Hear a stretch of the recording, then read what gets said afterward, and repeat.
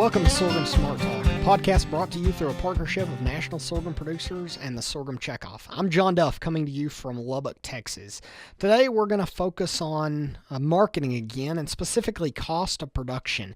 Accounting, knowing your costs so that you know when you're in profitable territory and can pull the trigger on marketing decisions. This is a topic that's pretty important to me, so I'll get on my soapbox in a second.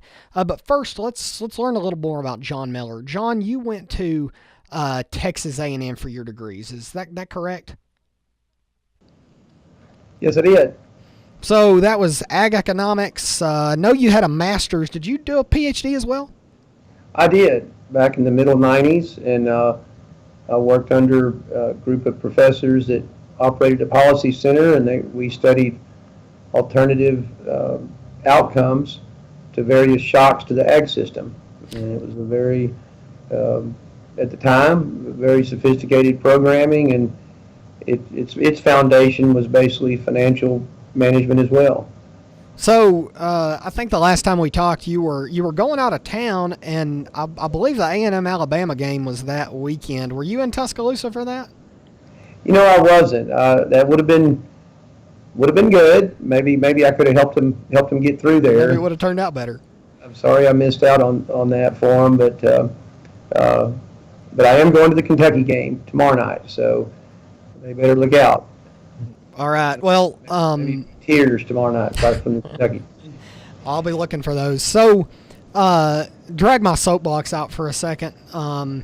Cost of production is an extremely important aspect of marketing. I think it may be one of the most underrated, underappreciated, underutilized tools when it comes to marketing. I think that it's really hard to make marketing decisions in a vacuum, and when you don't know where you're profitable, it's really hard to actually pull the trigger on marketing in profitable territory. Went through this cost tracking exercise with my dad, and we know his cost of production on cotton down to the penny now.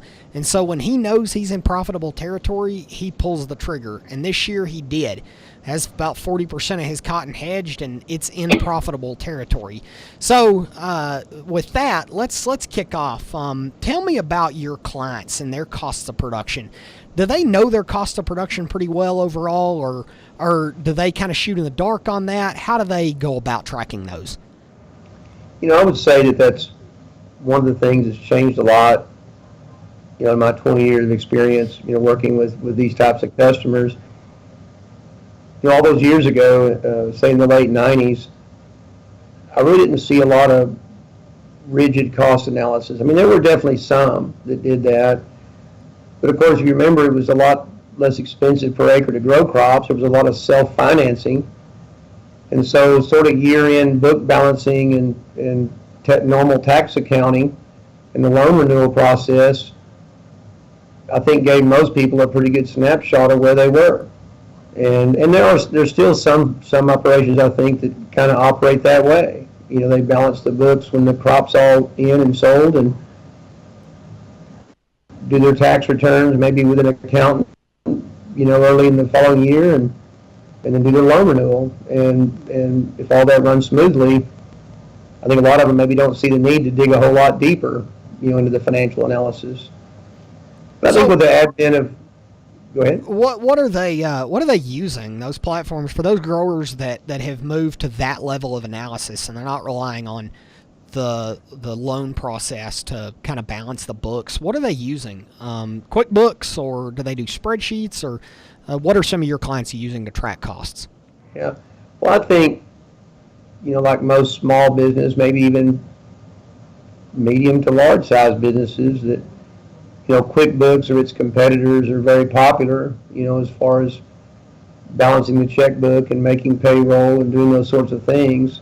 And then you have, with children that come back from college with a lot of new skills, or maybe, manage their time in a different way. They build custom spreadsheets and maybe analyze various pieces of equipment or certain farms they have in question, or certain strategies on the farm with spreadsheets. But then you're starting to see more, and there always has been these people, but you're starting to see more and more of maybe buying a black box program that someone else has developed.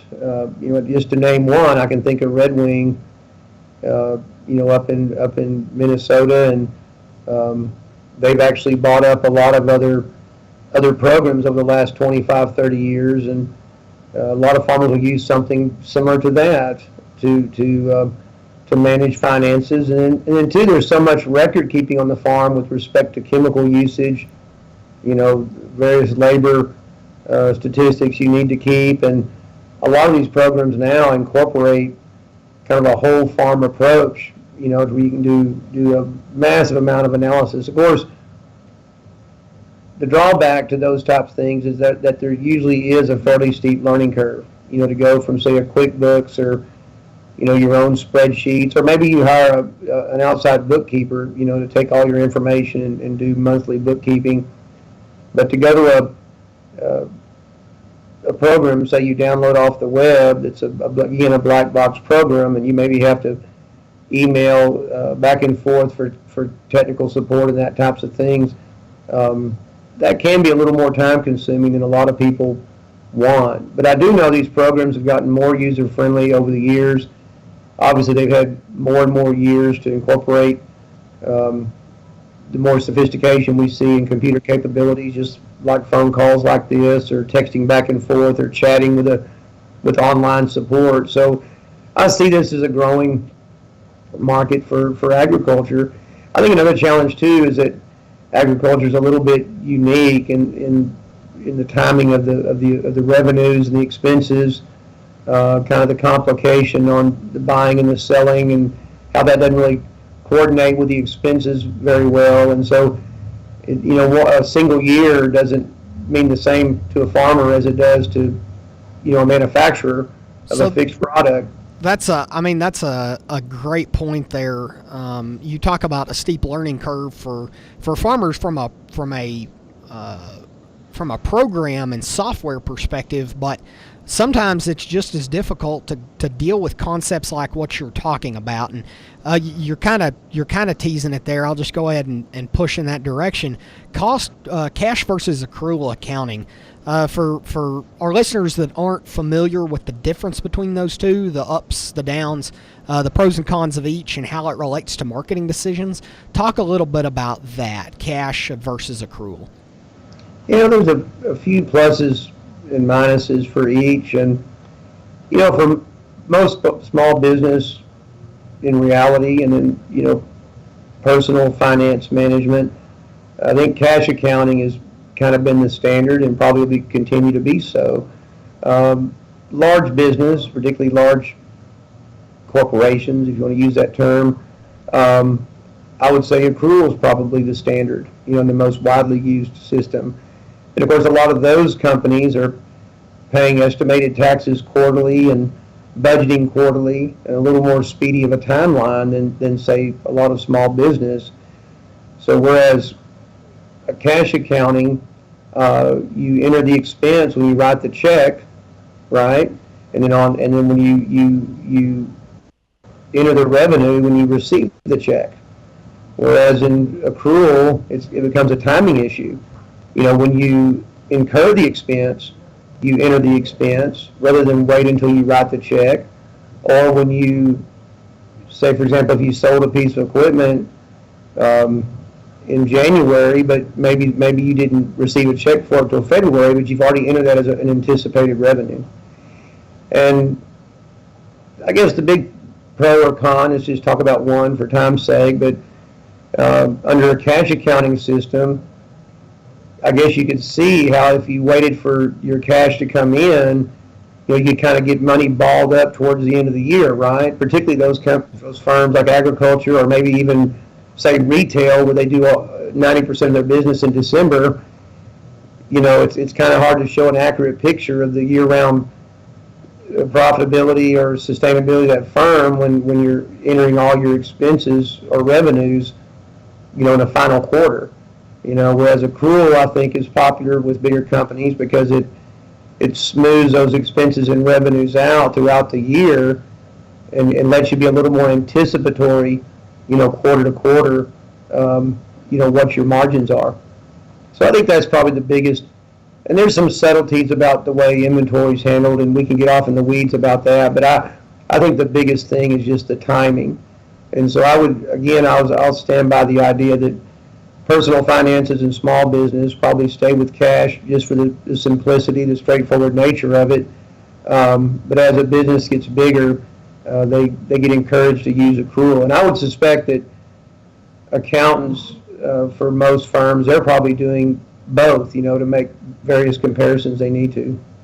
So we talk about farmers and timing of decision making and market timing. And when you call a farmer that has a good handle on his costs and understands that at a given time during the year where he's at, can you tell a difference between those farmers that have a little better idea about where they're at during the year and those farmers that have a little less good idea? Is that pretty obvious to you guys during the year? It is. Because just think about cotton or sorghum this past year. Someone that maybe didn't understand their cost well enough or soon enough, as the cotton market was rallying there in the late summer, or the corn markets back in the late spring, early summer, they reached levels that over the last 4 or 5 years have probably been very comparable, but still at levels that to put money back, you probably need a little bit more, and so the ones that maybe don't have a good handle on their costs for that year yet are definitely more hesitant to pull the trigger. And again, I think part of that is just not knowing how much income is going to be needed. Whereas the person that, say, knew that the cost to grow cotton was X amount an acre, let's just pick 700 an acre or for an irrigated crop, or 800 an acre, or maybe they'd like to relate it back to 75 cents a bushel, or 75 cents a pound, or 80 cents a pound. That person has the freedom. They have the freedom to make a decision knowing they've covered cost, and they have, I guess, less of the look back issue, right? To where if the market goes higher, they look back with regrets. But if they're selling incrementally, they know their cost, they can feel confident that they made a decision based on the best information they had at the time. So I don't know if it's the right description, but I like to think about it the way I see it, in that the person that knows their cost early on in the season, or at least I know costs are a changing dynamic, but at least has on the page and has a good idea of what their range of costs will be. That just frees their mind to make marketing decisions based on that price floor needed to ensure production. And I think most farmers nowadays really do think about sustainability. They're long-term thinkers. Obviously they're already thinking about next year by the middle of one year. And so I just think that if you know your cost, again, you don't have to worry so much about the next decision. If the market goes higher, well, we covered cost, we'll do it again and raise our average. And if it continues to go up, you know what, we can sell next year at a profit. So absolutely, you can sense a real difference based on, I guess, how advanced they are in their understanding of costs. So I'll take it one step further from a look-back perspective. You have done a great job at really pushing your producers to know this issue better. And you've done hedge schools for several years, and you have FC Stone come in and do a school yearly for your producers. And on the sidelines of some of those, 7 in fact, you've done cost workshops where you bring a group of farmers in and they go through the gory details of a crop budget for an entire day. And I've had the privilege of being involved in 2 of those.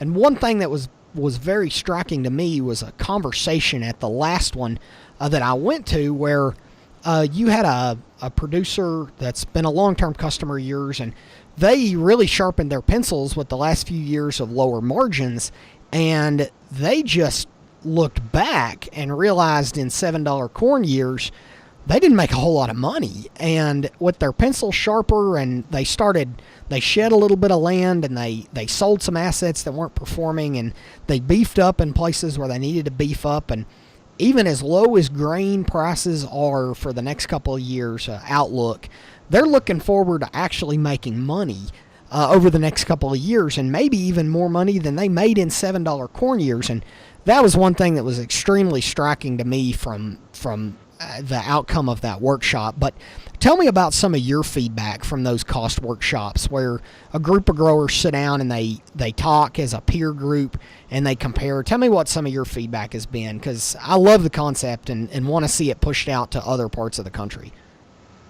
Very positive. In fact, when we started doing those, under various meeting settings, and later on, like just at a hedge school, we might have maybe 5 to 10 farmers that would come a day early, and join the cost discussion. And, they would bring a few notes and random pieces of paper, and there were some exceptions to that. We had some even 15, 20 years ago, they were, very organized, but that was kind of rare at the time. But again, even those fellows back in those days, once you open the discussion, after an hour or so, they really realized they knew more about their costs than they did, and they really caught on to the game. And it's been interesting to see over the years that the size of the audience for that day early cost session has grown. People come back repetitively year after year to be a part of that, and how the now they bring printouts, from either QuickBooks or spreadsheets of their own, or something like Red Wing, for example. And so they're almost over-prepared because they come with so much information. We have to be selective, on what we use and talk about. But the two biggest things of feedback I get is that, one, they know more about themselves. And I guess I'll add a third one. They know more about different farms, because they've graduated into farm-by-farm analysis to help them determine, hey, we're taking this equipment 35 miles down the road. Is it worth it? Are we making money down there? They're treating farms like a factory. Yeah, exactly. And you're seeing a lot more of that. But then thirdly, and this might be the most that they get out of it personally, is just that what others are doing to track cost and do year-end assessments of cost and pre-plan assessments of cost. And then also just how different regions compare. I can just remember farmers from, say, South Texas, their main motivation for coming is to maybe see how Central Texas or the Panhandle, or maybe, someone from Oklahoma or New Mexico, how are they using cost to grow or change their operation. So, you can't do anything in a vacuum. You can try to know as much as you can about yourself, but I think that just like our risk management service on the financial management side, the people that are coming, the farmers that are out there now, and I think even ones that have learned to adapt to computer technology, they want this to be one of the areas where they're just better at what they're doing, and so the computer technology, the plethora of information, whether it be out of universities or private consulting like we are, what have you, it's out there, it's available, and not that high of a cost. So You talked about one thing I want to draw out a little more on and discuss a little more. You talked about regionality and the difference between growers up on the plains and maybe south. What differences do you see? Are there big differences regionally, or is it a crop by crop difference, or do you see those areas that are really tough production environments the farmers are by and large less sophisticated, or are they more sophisticated because their pencils have to be sharper? Or is it even really possible to classify those by regions? No, there are differences, and if you want to just stick with Texas for now, and we'll say South Texas, and we'll have kind of upper coast, central Texas, a lot of commonality in weather and cropping patterns, and of course where you are in the Texas Panhandle. In South Texas, you have what I guess I would call nowadays very, very large dryland farms. Large equipment, a lot of production risk. A big focus on cost control. So if we just assume average rainfall, for the year we're looking at here, they can really learn to control cost and make a difference to get those costs down. And so I would say in certain crops, we'll use cotton for example, that they would probably be very competitive in their cost of production. Whereas you get up in the upper coast, central Texas on cotton for example, they oftentimes won't get a long string of warm weather or the right heat units or dry periods that'll let the crop develop the way it needs to, and it will greatly increase their costs. Not just by cutting yield, but just increasing their cost in general. Maybe more insect pressure, things like that. More passes on the crop. And then of course you get into West Texas, you get into the entire irrigation dynamic. The water's deeper than say where I am here in the Brazos Valley, so higher irrigation costs for those farmers, and then of course the high production risk on the dryland. But now I would say the large dryland farms in the Panhandle, maybe the cold temperatures are their defoliant, and savings costs like that, maybe less insect pressure, that with the right amount of rainfall, they would be very competitive to the South Texan.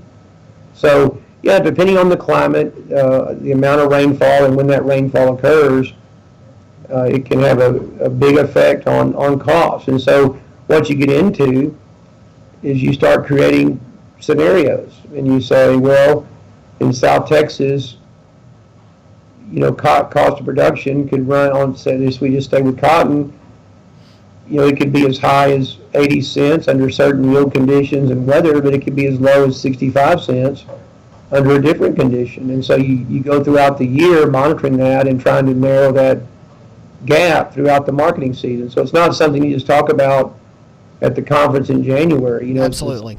Talk about multiple times a year. Central Texas, upper coast, just like this year, we've had roughly half the cotton crop still out there that should have been harvested 2, 3, 4, 5 weeks ago. And that's taking yield down and running costs up, trying to work in the muddy conditions, whatever. Get more harvesting equipment in to speed things up when you can go, those types of things. And then West Texas, I guess I'll pick on last year with the low max situation in cotton that wasn't expected. So there's just things that are out of their control that can, make it hard to narrow down that cost of production. But absolutely, we see different cost of production across different regions. But now, in saying that, that plays very well into our individualized marketing plan and risk management scheme, because when cotton futures get to 75 or 80 cents or 85 cents, or sorghum prices get to $6 or $7 or $7.50 per hundred, and I know you like to talk probably in bushels there in the Panhandle, John, but our Kansas listeners as well. We're going to be furiously scrambling to calculate that. Yeah, right. Or if you say, $3.75 or $4 a bushel on sorghum. Perfect. Those numbers mean very different things to different people. Someone in a large land area farm in the coastal bend might be very active in the 75 to 80 cent range on cotton, or the $3.75 to $4 range on milo, based on setting floors above cost, whereas someone, maybe choose Waco or Seguin or somewhere, along Central Texas corridor, they may feel like they need to buy puts and test for higher cash markets, knowing that they're not yet covering their cost. And again, those are just loose examples that, we could cherry pick. It's not a generalization between, Central Texas, South Texas, but across our customer base, those are the types of discussions that we have. So let's drill down a little bit to wrap up here. Difference between variable costs and overhead costs. You talked about irrigation a second ago, and that one obviously will be radically different across regions and across years and across weather patterns and crops. Talk a little bit about how your customers look at covering variable versus those overhead costs, or do they worry about that? No, they do. I mean, I guess as we're taught in college, the difference between variable cost versus more the fixed cost. The business, I guess your first order of business is covering those variable costs, and you tend to amortize a lot of those fixed costs. But the fixed costs have to be paid too, right? Month in, month out. Yeah. So we encourage them to look at both and come up with the total cost. I think, you need to know you're out of pocket, obviously. And I think most farmers could probably rattle that off the top of their heads, sitting in the pickup, their outlays, to get the crop in, and, for example.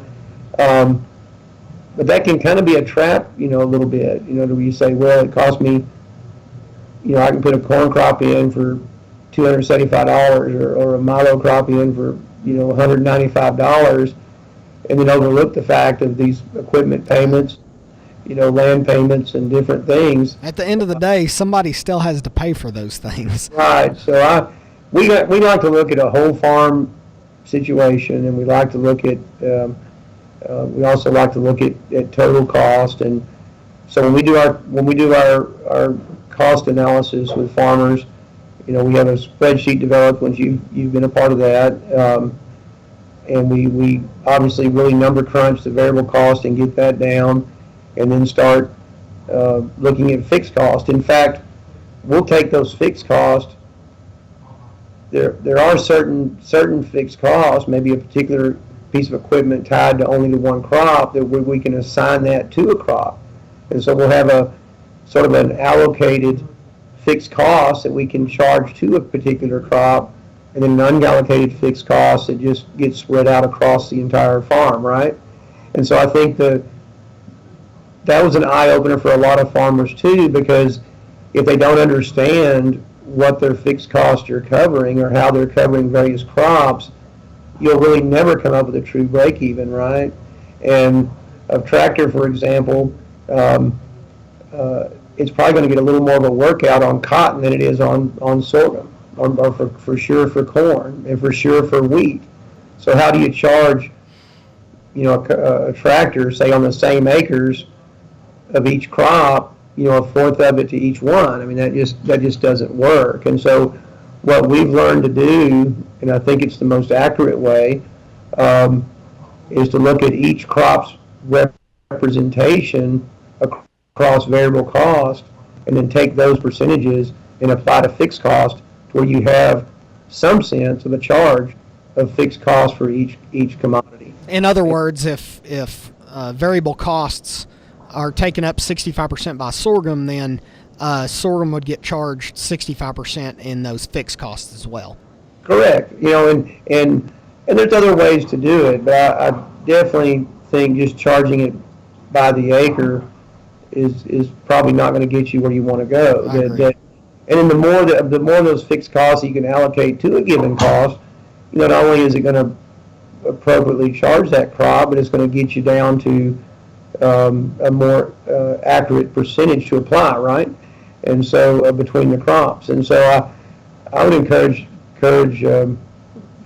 farmers to tackle that issue and really look at how they're applying fixed costs to the different crops. And again, probably the one thing that sticks out of my mind, let's just pretend a farm is half sorghum, half cotton, I could see where they're probably charging sorghum far too much on the fixed cost, and again making the cotton cost of production look a little more favorable than it should, given that I guess I would call a loose allocation. And so I think tightening that up will really open some eyes. Now it may tell us some things that we don't want to know. Yeah. and that's fine. But I think if you're wanting to be better at what you're doing, you better dig in there and sort some of that out, because Absolutely. you know, these days of high capitalization and tight margins, it'd be easy to wake up one year under certain situations and really be behind the eight ball when you didn't understand what these crops are truly costing to grow. Well, John, thanks for joining us again. Is there anything else that we haven't covered today on cost tracking and accounting methods that would help growers be better marketers? Oh, I think we covered it pretty well, and you know, it's a grueling part of the business, and it's hard to pass off to someone else because, you know, maybe a spouse or a brother or, you know, someone that has a different contribution on the farm, and maybe not understanding, you know, some of the day-to-day expenses and things. So you got to get in there yourself, you know, if you're the main operator, and you know, it's not something you can pass off very easily. And you know, maybe it is something you only have time to do in the winter, you know, competing with hunting season or football games on TV. But what we've seen again is more people are turning out for the seminars we have that cover costs, and you know, more interest. And the ones that are spending the time, you can tell they just have that extra edge of confidence about their operation, and definitely an extra edge of confidence about their marketing. Well, thanks for joining us, John. Absolutely. Thank you. John Miller, Southwest Agribusiness Consulting. Join us again next time on Sorghum Smart Talk Podcast. The next installation on marketing will focus on nuts and bolts, futures, options, hedge to arrive, forward contracting, and how to handle those things in tight markets when commodity markets are very volatile. In the meantime, check us out on Spotify, iTunes, Google Play, SoundCloud. Follow us on Instagram, Twitter, like us on Facebook, and as always, check us out on our web homes, sorghumcheckoff.com and sorghumgrowers.com. Thanks for joining us.